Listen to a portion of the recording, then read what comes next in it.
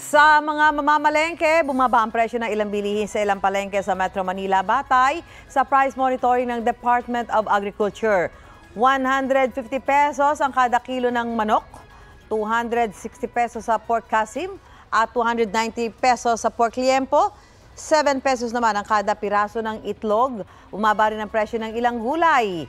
Gaya ng repolyo na 120 pesos kada kilo, carrot na 140 pesos, patatas na 200 pesos, pechay bagyo na 70 pesos at sayote na 30 pesos kada kilo.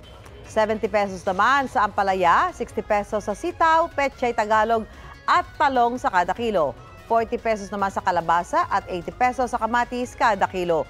Bumaba rin ang presyo ng ilang isda, gaya ng bangus na 150 pesos, tilapia na 110 pesos at galunggong na lokal na sa 220 pesos kada kilo. Wala namang paggalaw sa presyo ng imported galunggong. Pagdating sa presyo ng bigas, nasa 41 hanggang 45 pesos ang kada kilo ng local milled rice.